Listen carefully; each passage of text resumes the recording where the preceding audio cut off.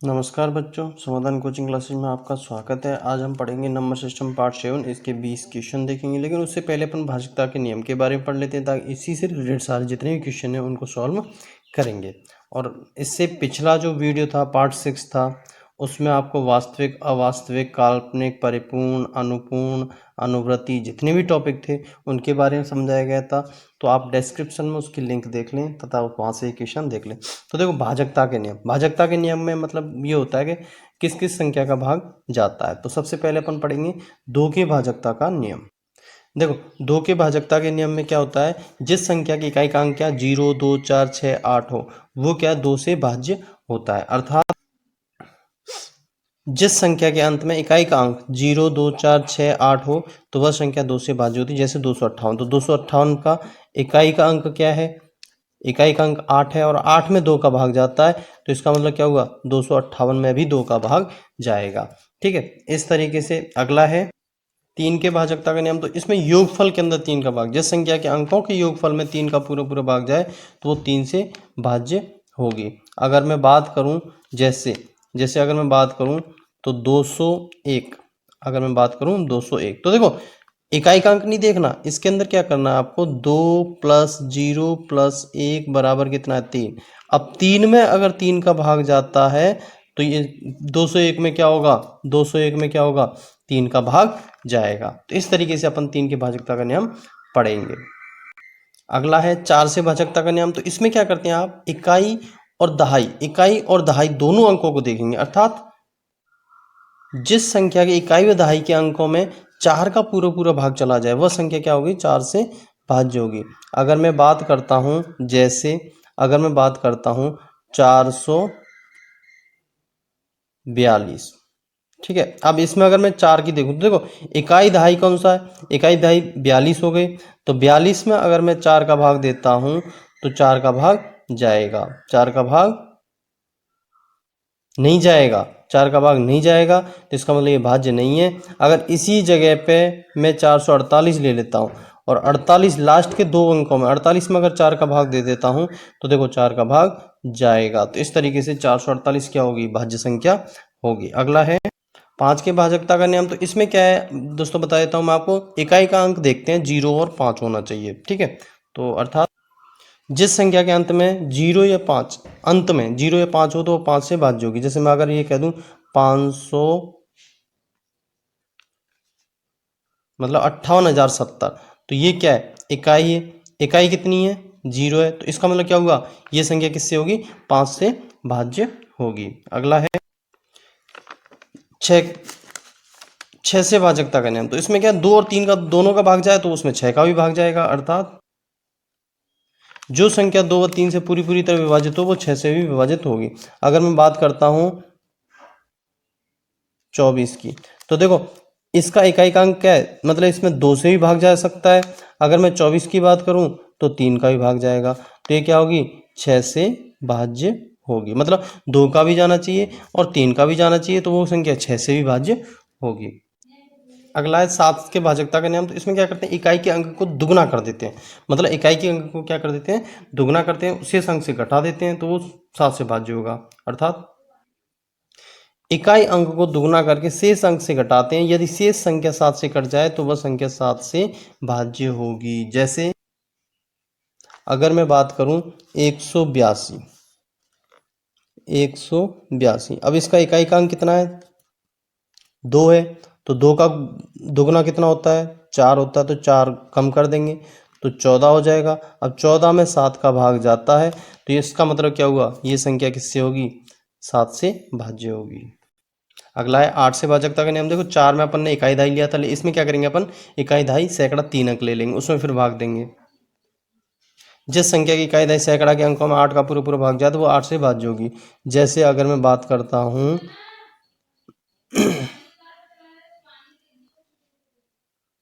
जैसे ये संख्या है, ठीक है, 5,80,848, तो लास्ट के 3 डिजिट में अपन क्या करेंगे, 8 का भाग देंगे, 8 एकम 8, 8 छक्के 48। तो इसका मतलब क्या हुआ, ये पूरी की पूरी संख्या क्या होगी, 8 से भाज्य होगी।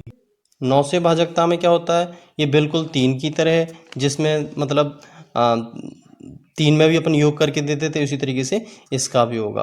अर्थात जिस संख्या के अंकों के योग में 9 का पूरा भाग चला जाए वह संख्या क्या होगी, 9 से भाज्य होगी। अगर मैं जैसे बात करूं 243, तो देखो 2 + 4 + 3, तो 4 और 2 6 3 9, तो 9 में 9 का भाग जा रहा है, इसका मतलब क्या हुआ, ये 9 से भाज्य होगी, 9 से भाज्य होगी। अगला है 11 के भाजकता का नियम। तो इसमें क्या करते हैं, देख ध्यान रखना, सम और विषम संख्याओं के योगफल को घटाते हैं। अगर 0 आ जाए या फिर 11 आ जाए, 11 के गुणज में आ जाए, तो वो भाज्य होगी, वरना भाज्य नहीं होगी। अर्थात जिस संख्या के सम स्थानों के अंकों व विषम स्थानों के अंकों का अंतर 0 या 11 से भाज्य हो, तो वो संख्या क्या कहलाएगी, आपकी 11 से भाज्य होगी। जैसे देखो 1331 है, ठीक है। अब ये क्या है, ये सम है और ये क्या है, विषम है। अगर मैं इनको ले जाऊं तो 4 आ रहा है आंसर, जोड़ता हूं, जैसे 3 + 1, ठीक है। और अगर इसकी बात करूं तो इसका आंसर कितना है, 1 + 3, तो 4, तो बराबर 0, तो ये क्या होगी, 11 से भाज्य है। अगर मैं इसी जगह पे कोई दूसरी संख्या ले लेता हूँ, जैसे 29 30 ले लेता हूँ, ठीक है, 29 30 1। अब देखो इसमें देखो विषम संख्या 1 और 2, तो मतलब 2 + 3 + 1 है। अब इसी जगह पे सम संख्या कौन सी है, 9 और 0, 9 + 0, ठीक है। अब देखो 3 और 2 5 और 1 6, 6 में से 9 -3 या +3, जो भी, मतलब इसमें से इसको घटाएंगे तो 9 +3 आएंगे। तो +3 क्या है, इसमें 11 का भाग नहीं जा सकता, तो ये 11 से भाज्य नहीं है, ठीक है। अगला है आपका 13 से भाजकता का नियम। तो इसमें इकाई के अंक को चौगुना करके घटाते हैं। अर्थात दी गई संख्या में इकाई का अंक को चौगुना करके शेष संख्या से जोड़ जाते हैं। अंत में बची संख्या 13 से भाज्य है, तो वह संख्या भी 13 से भाज्य होगी। अर्थात अगर मैं बात करूं जैसे 39 13, ठीक है, तो ये इकाई है, 3 × 4 कर देंगे तो 391 + 12, तो आंसर कितना आएगा, 304। फिर इकाई के अंक को लेंगे, 3 × 4 कर देंगे, तो आगे के 2 अंक यहाँ उतार लेंगे, 40 + 12 = 52। फिर इकाई के अंक को ले लेंगे, 2 × 4 कर लेंगे, तो 5 + 4 दूनी 8। अभी लास्ट में जो 13 आ रहा है, 13 को क्या करेंगे अपन, 13 का भाग देंगे, तो ये 1 जा रहा है। इसका मतलब क्या हुआ, 39 13 13 की भाज्य संख्या है, ठीक है। अगला है 17 से भाजकता का नियम। तो इसमें क्या करना, 13 में 4 का करते थे, इसमें क्या करते 5 गुणा करके घटाना है। अर्थात दी गई संख्या के अंक का 5 गुना करके शेष संख्या में से घटा देते हैं, अंत में बची संख्या 17 से भाज्य होगी, वह 17 की भाज्य होगी।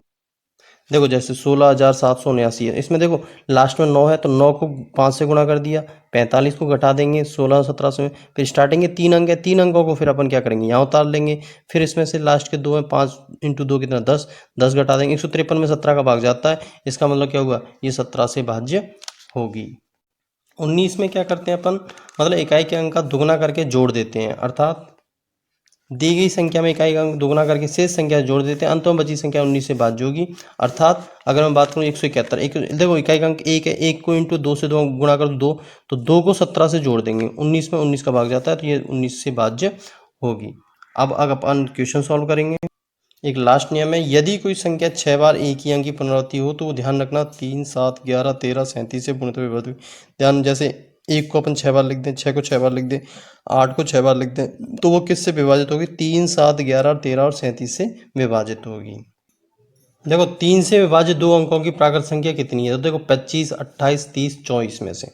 तो देखो 2 अंकों की अगर मैं बात करूं तो 2 अंकों की पहली संख्या 12 हो जाएगी, फिर 15 हो जाएगी, इस तरीके से लास्ट संख्या कौन सी हो जाएगी, 99। 2 अंकों की अगर एक अंक की होती 3 होती, 2 अंकों की क्या जी, तो अपन एक सूत्र था an a + n - 1 d। तो an अंतिम पद कितना है 99, a का मान कितना है 12 और n का मान पता ही नहीं है, और d कितने का अंतराल है इसमें 3 का, ठीक है। तो अगर मैं इसको सॉल्व करता हूं तो 99 माइनस 12/3 बराबर n-1। तो 99 बार गए 87/3 बराबर n-1। तो 29 बराबर n-1। तो n बराबर क्या हो जाएगा 29 + 1 बराबर 30। तो अपना आंसर क्या आ जाएगा, इस तरीके से 30 अपना आंसर हो जाएगा। अगला है 200 और 300 के बीच 15 से विभक्त कुल संख्या। तो देखो मैं आपको ट्रिक बताता हूँ, सीधी सीधी ट्रिक बताता हूँ। 300/15 से विभाज्य है वो करना है, माइनस 200/15 करना है। तो देखो 300 में अगर मैं सॉल्व करूँगा तो 100/15 हो जाएगा, 15 छक्के 90। तो देखो ये 6 और प्लस कुछ संख्या है, तो इसका मतलब क्या हो 6 प्लस कुछ करके 1 करके अपन 7। तो आंसर कितना हो जाएगा अपने पास, 7 अपना आंसर हो जाएगा। अगला है 400 से 600 के बीच 2, 3, 4 से विभाजित होने वाली संख्या है। तो आप ये इसे सॉल्व करके 2, 3, 6 का एलसीएम निकालना, फिर 600 बटा वो एलसीएम जो भी आए वो कर देना, बट माइनस के 400 बटा वो कर देना। तो आपका आंसर आ जाएगा। ये मुझे कमेंट बॉक्स में करके आप बताओगे। किसी भी तीन लगातार संख्याओं के गुणनफल को विभाजित करने वाली बड़ी से बड़ी संख्या कौन सी है। तो ध्यान रखना, ये मैं आपको पीछे बता चुका हूँ, प्राकृत संख्या में देख सकते हो आप, वो 6 के गुणज में होगी। अब 6 इसमें नहीं दे रखा है तो आपकी क्या हो जाएगी, 12 हो जाएगी। अर्थात 3 लगातार प्राकृत संख्या गुणनफल को विभाजित करती है 6। अगर 6 नहीं है तो 12, और 12 अगर नहीं है तो 18, 24, इस तरीके से संख्या होगी। ठीक है, देखो 44, 56 में कौन सी संख्या, छोटी छोटी संख्या क्या जोड़ें कि योगफल 6 से विभक्त हो। तो अगर मैं बात करूं 44, 56, तो 6 का भाग जाएगा, 7 छके 42, 2 कैरी, 6 चौके 24, ठीक है, 1 16। अब देखो 16 में भाग नहीं जा सकता, अगर मैं इसमें 17 नहीं होगा, 2 जोड़ देता हूँ 18 में भाग जाता है, तो आंसर अपना कितना हो जाएगा, 2 अपना आंसर हो जाएगा। अगला है वह सबसे छोटी संख्या जिसे 6709 में जोड़ने पर योगफल 9 से विभाजित हो तो वह संख्या क्या होगी। ये आपको करके और मुझे कमेंट बॉक्स में बताना है। अगला क्वेश्चन है, देखो 84 85 समीपतम वह संख्या क्या होगी जो 75 से पूर्णतः विभाजित है। अगर मैं 84 और 85 की बात करता हूँ तो जो 75 से विभाजित है, तो 75 एकम 75, ठीक है, इसके बाद में 9, ठीक है, फिर 75 एकम 75, ठीक है, 3 2 5, इसके बाद में 3 बार जाएगा 225, तो 10 बचेगा।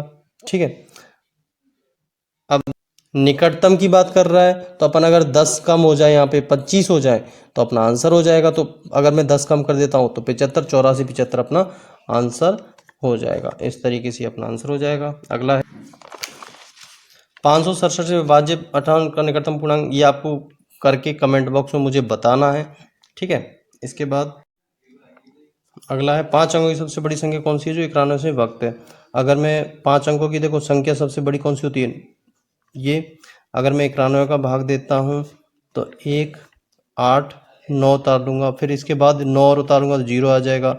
ठीक है, इसके बाद में 9 बार जाएगा 819, 0 8, फिर 9, फिर 8 बार जाएगा 75, ठीक है, इसके बाद में 8 बचे 0। देखो 81 बच रहा है, तो इसका मतलब क्या हुआ, अगर मैं इसमें से 81 कम कर देता हूँ तो 18 बचेगा। तो अपना आंसर क्या आ जाएगा, इस तरीके से अपना आंसर आ जाएगा। अगला क्वेश्चन है, देखो अगला क्वेश्चन है 5 4 3 2 स्टार आ गया बीच में 7, 9 से विभाज्य है तो 9 की जगह अंक कौन सा होगा। तो देखो 9 से विभाज्य मैंने क्या कहा था, अंकों का योग करेंगे, 3 2 स्टार प्लस 7। अगर वो 9 से विभाज्य होगा तो 9 का भाग जाएगा। तो 5 4 9 3 12 13 14, 14 7 21 प्लस स्टार बटे 9। अब अगर इस जगह पे देखो 0 रखता हूँ तो 21 में नहीं जाता, 1 रखता हूँ तो 22 में नहीं जाता, 6 रखता हूँ तो 27 में जाता। तो अपना आंसर क्या हो जाएगा, 6 हो जाएगा। अगला क्वेश्चन है, वह अंक x जिसके लिए 5 x 7 9 3 x 4 3 से विभक्त है। तो ये आपको कमेंट बॉक्स में मुझे करके बताना है। इसके बाद क्वेश्चन है, यदि 9 2 6 7 5 स्टार 2 पूर्णतः 8 से विभक्त है तो का मान ज्ञात कीजिए। तो देखो 5 लास्ट के 8 में कितने 3 अंक लेते हैं ये, तो अब ये 8 से विभक्त होना चाहिए। अगर मैं 0 रखता हूँ तो 502 में 8 का नहीं जाता, ठीक है। अगर मैं इसकी जगह पे 1 2 रखता हूँ तो 552 में भी नहीं जाता। अगर मैं 1 रखता हूँ तो 512 8, तो 8 छक्के 48, 8 चौक 32, तो अपना आंसर कितना हो जाएगा? सी हो जाएगा।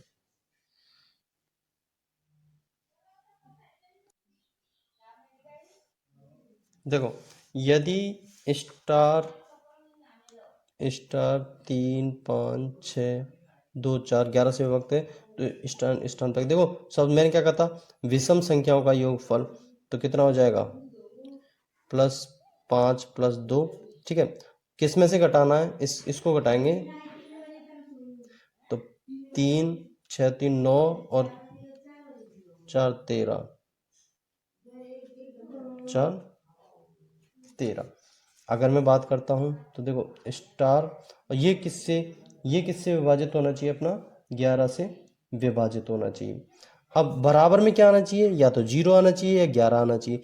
तो 5 और 2 7, और 7 और 13, तो 13 माइनस के स्टार स्टार +7 माइनस के 13, तो स्टार की जगह अगर मैं 6 रख देता हूँ तो 6 और 7 13 हो गया, 13 में से 13 गया 0 आ जाएगा, तो अपन आंसर क्या आ जाएगा? सी आ जाएगा। अगला क्वेश्चन है आपका, 6 से पूर्णतः विभक्त होने वाली 3 अंकों की संख्या। देखो 3 अंकों की सबसे बड़ी संख्या 999 हो जाएगी बटे 6, और सबसे छोटी संख्या की अगर बात करेंगे तो 100 हो जाएगी बटे 6, तो कितना हो जाएगा? 899 बटे 6। अगर मैं इसको सॉल्व करूंगा 149 5/9, तो इस ये लगभग किसके बराबर है? 150 के, तो अपना आंसर क्या हो जाएगा? 150 हो जाएगा। अगला क्वेश्चन है आपका, दो क्रमागत विषम पूर्णांक के वर्गों का अंतर निम्न में से सदैव किससे? ध्यान रखना, ये मैंने पिछला आपको बताया भी है, भाज्य अभाज्य में बताया, वो देख लेना, आपके डिस्क्रिप्शन में दे रखा होगा। हमेशा 8 से विभाज्य होंगे। अगर 8 नहीं हो, इसके गुणज में जो भी संख्या हो तो वो उससे विभाजित होगी। अगला है, यदि 17 या 200 को 18 से विभाजित करें तो शेषफल क्या होगा? देखो 200 क्या है? सम है। 200 क्या है? सम है, तो अपन सम की जगह क्या ले लेंगे? 2 ले लेंगे, मतलब 17 की घात 2, तो 17 की घात 2 कितना हो जाएगा? 289 हो जाएगा। और 289 को अगर मैं 18 से विभाजित करता हूँ, तो 18 से विभाजित करूंगा तो शेषफल क्या आएगा? देखो 289, 18, 18 एकम 18, 10 9, 18 छिक्के 108, तो शेषफल कितना हो गया? 1 आ गया। आंसर कितना आ जाएगा? 1 आ जाएगा। अगला क्वेश्चन है, 19 की घात 100 को 20 से विभाजित किया जाए तो शेषफल क्या होगा? ये आपको कमेंट बॉक्स में करके मुझे बताना है। अगला क्वेश्चन है आपका, यदि 2 की घात 31 को 5 से विभाजित किया जाए शेषफल क्या होगा? तो देखो 31 क्या है? 20 क्या है? विषम है, तो अपन क्या ले लेंगे? 2 की घात 3, विषम की में कितना ले लेंगे? 3 ले लेंगे, तो 2 की घात 3 बराबर 8, 8 में अगर मैं 5 तो एक बार जाएगा, प्लस 3 क्या बचेंगे इसमें? शेषफल।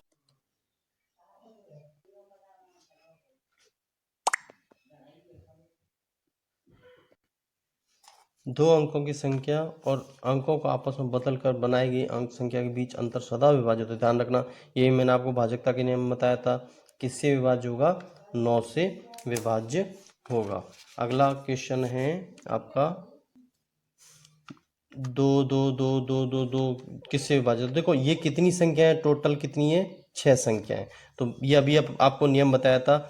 ये जो 6 संख्याएं, ये किससे, अगर 2 3 है तो ये किससे विभाजित होंगी? ये 3 से विभाजित होंगी, क्योंकि 3 7 इनसे विभाजित होती हैं, 13 37, ठीक है। तो आपका ये क्वेश्चन है, आप आशा करता हूँ आपको अच्छे लगेंगे। इससे पिछला जो क्वेश्चन थे वो आपको डिस्क्रिप्शन लिंक में मिल जाएंगे। अगला वीडियो हम डालने के लिए इससे नंबर सिस्टम के जो क्वेश्चन है, टॉप के 100 क्वेश्चन वो सॉल्व करेंगे, ठीक है। क्योंकि अपने नंबर सिस्टम की सारी मतलब थ्योरी सारी डिटेल में हो चुकी है। आशा करता हूँ आपको अच्छे लगे होंगे, और हमारे चैनल को सब्सक्राइब तथा लाइक करें। धन्यवाद। नमस्ते, वंदे मातरम, जय हिंद।